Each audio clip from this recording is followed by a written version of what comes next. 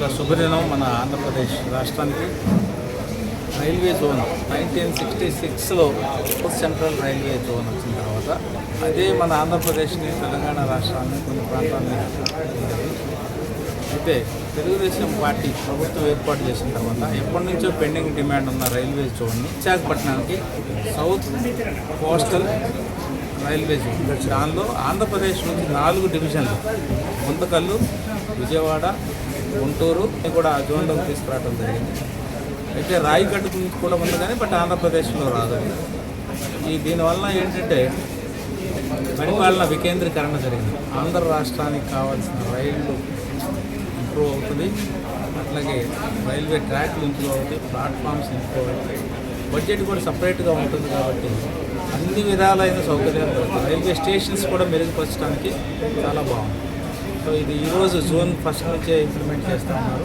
So మరి ముఖ్యంగా గౌరవనీయులైన ప్రధానమంత్రి గారికి, అలాగే గౌరవనీయులైన అశ్విని వైష్ణవ్కి, రైల్వే మంత్రి గారికి ఈ సందర్భంగా ఆంధ్ర రాష్ట్రం తరఫున ధన్యవాదాలు తెలియజేస్తున్నాము. ఇష్టపడి సాధించిన మన గౌరవనీయులు ముఖ్యమంత్రి గారు నారా చంద్రబాబు నాయుడు గారు, అలాగే ఐటీ మినిస్టర్ లోకేష్ బాబు గారికి కూడా ఈ సందర్భంగా ధన్యవాదాలు తెలియజేస్తున్నాము.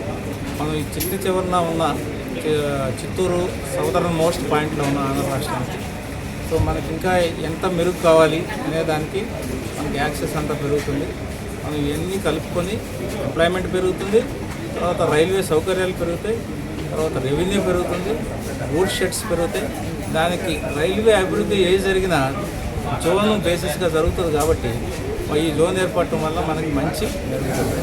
ఈ సందర్భంగా రైల్వే ఎంప్లాయీస్కి, అలాగే కూలీ అసోసియేషన్లు కూడా ఉన్నారు, వాళ్ళకి అందరికీ, ఆర్పిఎఫ్ వాళ్ళకి మరి ఒకసారి అభినందనలు, తర్వాత శుభాకాంక్షలు.